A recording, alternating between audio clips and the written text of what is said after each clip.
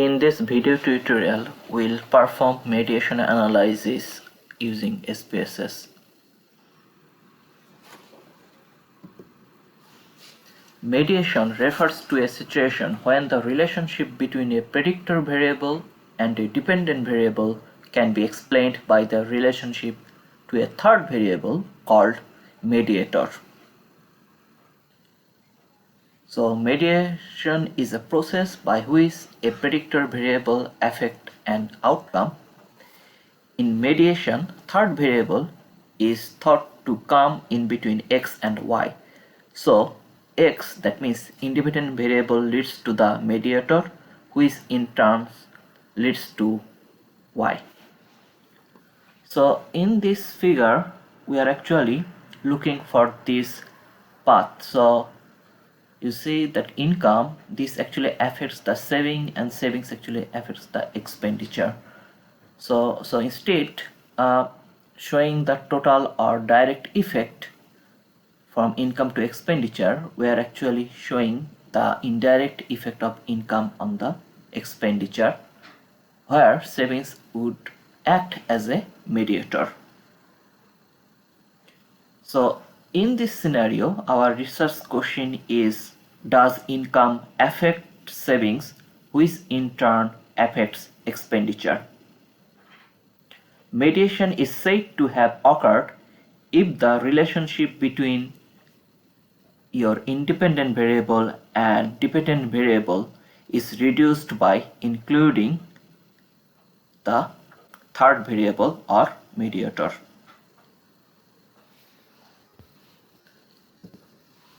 There are 4 conditions for the mediation. The first one is the independent variable must significantly predict dependent variable. So income must significantly predicts the expenditure. Second one is the independent variable must significantly predict mediator. So this is actually path A. So income significantly predict savings. Third one, the mediator must significantly predict dependent variable. So this is about path B. So your savings must significantly predict expenditure. Finally, the effect of independent variable on dependent variable should be smaller when mediator is included in the model than when it is not. That means when mediator is present in relationship between income and expenditure, the effect of income on expenditure will be lower compared to the previous situation when there is no mediator, only income determines the expenditure. Now we will show how can we perform mediation analysis using the SPSS. However, to do that, we need to install process tool, which is actually developed by Andrew Hayes. So to download process speed function, you need to go this website, and after going there you will find a download link. You need to download process tool from that website, and then you need to install this option with your SPSS. So if you go to this website, so you see the link here, and under the download option you will find download process. So this is the latest version 3.5.3.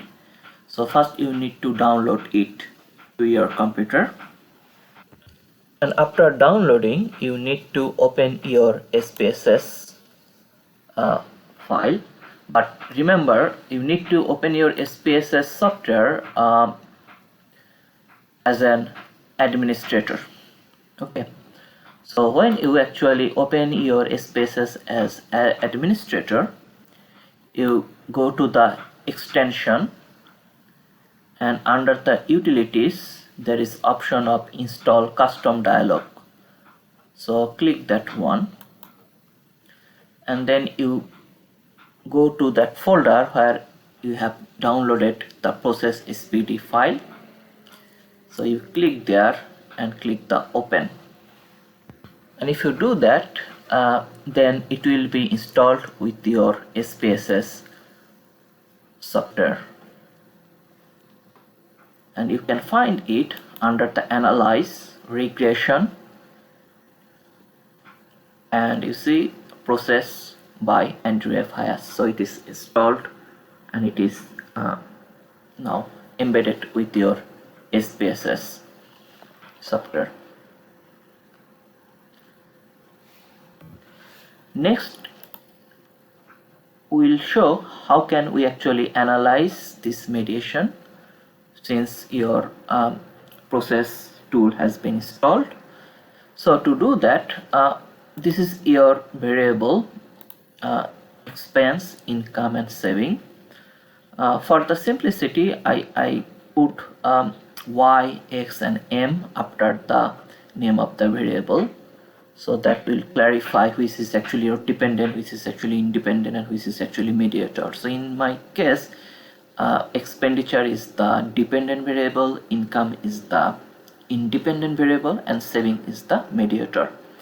One thing you need to careful when you actually perform mediation analysis, that the name of your variable should be within 8 character. Okay, and so you better not to put anything under the label, and the name, that should be total length of this name should be 8 character. So this is because of the installed tool, because they have requirement that you cannot exceed your name of the variable above 8 character. Okay, so now to perform the mediation, go to the analysis and then regression, and then click process by Andrew Hayes. If you click here, so the first one is the y variable, you need to click expense and put it under the y, and your x variable is income, so it will be under the x variable. Next one is your mediator, which is actually saving. So you click the saving and put it under the mediator option. Now there are different model number. So you see, if you put your cursor on that, so it is actually indicating that you can know which model actually perform which analysis. So there has been an appendix. However, for the mediator analysis or mediation, we just need to click model number 4, and you need to go to the option, and there are lots of options. So for the simplicity, I'm just clicking show total effect and effect size. So to these two, and you can select many of them. And there is also option of heteroscedasticity, consistency in inference. If you like to include heteroscedasticity, consistent interference, you can select any of this. And there are some other options, but I am just keeping it very simple. So just click these two and then continue and then OK.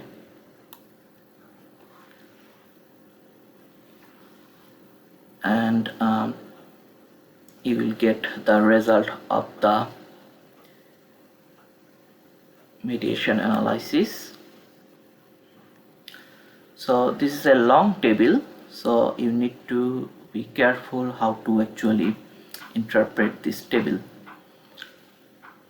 So if I look at the first one, this actually indicates, so you see this is the model 4 that we have selected. This actually mediation analysis, and it has given information about y, that is your dependent, which is actually expense. Your x is independent, which is actually income, and your m means mediator, which is actually savings. Now the first one is the outcome variable, which is saving, and it has been regressed again, income. So this actually showing you the impact of your independent variable on the mediator, and we can see the impact of your independent variable on the mediator. This is actually significant. So if you remember, we have 4 conditions. The first one of this condition was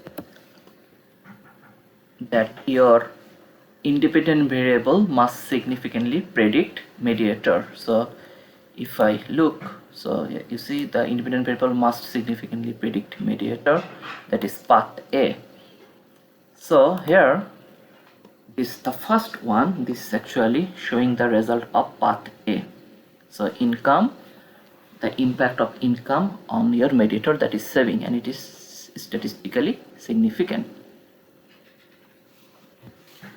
The second one is your outcome variable is expense, y variable actually, and your predictor is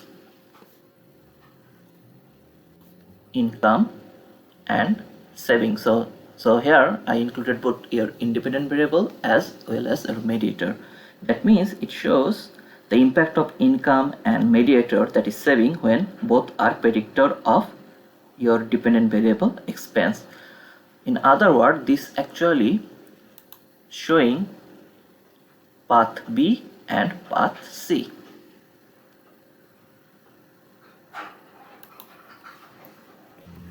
So if I looked at the total effect, so this is the overall model summary. So this total effect actually showing you the impact of your income on expenditure. So in other words, this total effect, this actually showing you path C. Okay, so the impact of income on expenditure. And you see it is also statistically significant. So if you remember this condition, the independent variable must significantly predict your dependent variable, and it happens here, right? So it is statistically significant. Now below that table you will find total, direct and indirect effect. So basically here the first one is the total effect of x on y. So this actually shows you the same, the value is same. So this is actually this one and that one is the same, right? So we previously found it is 0.6526 and it is statistically significant. So this is the same one that we have shown previously. So this shows the impact of income on your y, that is expense. The second one is the direct effect of x on y. So this direct effect of x on y actually means the impact of x, that means the impact of income on expenditure in the presence of mediator. So that means you previously show the impact of income and saving on the expense. So from here you see the income is 0.3653. So 0.3653. So this one and that one is the same. So that means direct effect of x on y, this actually shows the impact of your x on y in the presence of mediator. However, our main concern or the main result that will tell you about the mediation that is actually indirect effect of X on Y. So this one actually shows you the indirect impact of income on expenditure as mediated by saving. Now,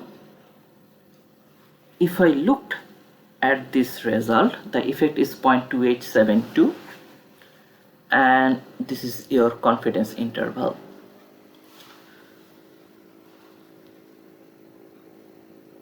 If you remember previously, one of the condition of that one is the effect of independent variable on dependent variable should be smaller when mediator is included in the model than when it is not. So if I looked at, so this in this model, the impact of your X on Y when we include savings as a mediator, and the effect size is 0.2872, which is actually lower than the total effect of X on Y. That means when there is absence of mediation.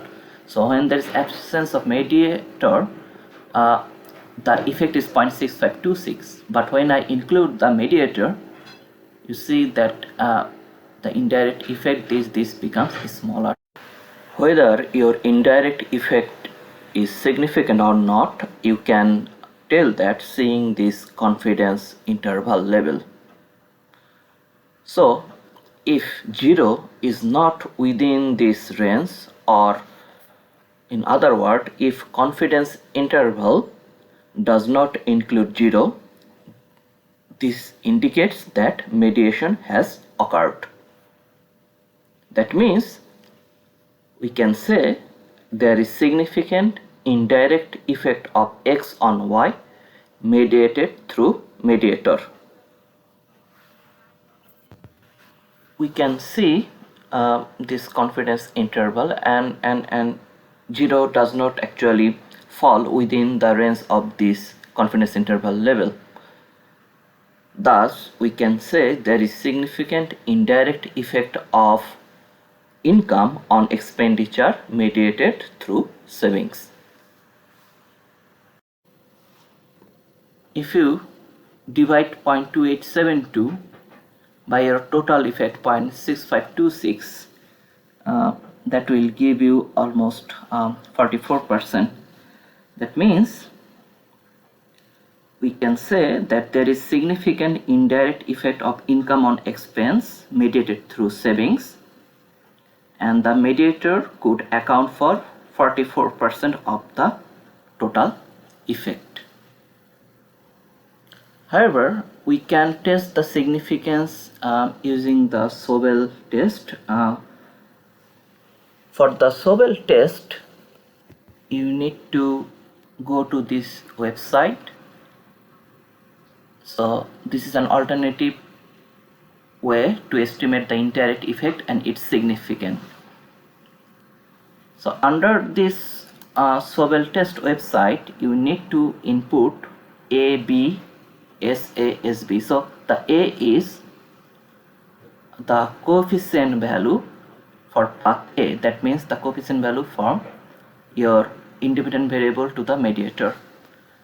B is the coefficient value for path B. That is the coefficient value of the mediator to the expenditure.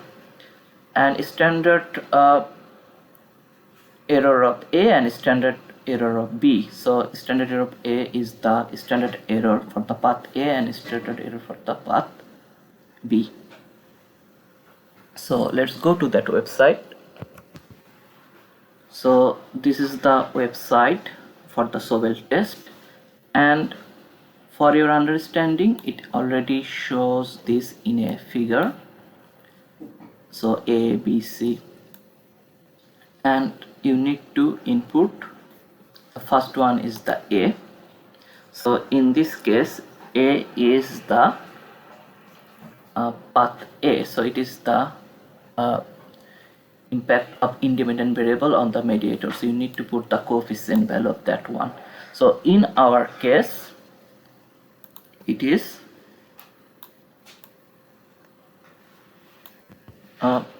income to saving.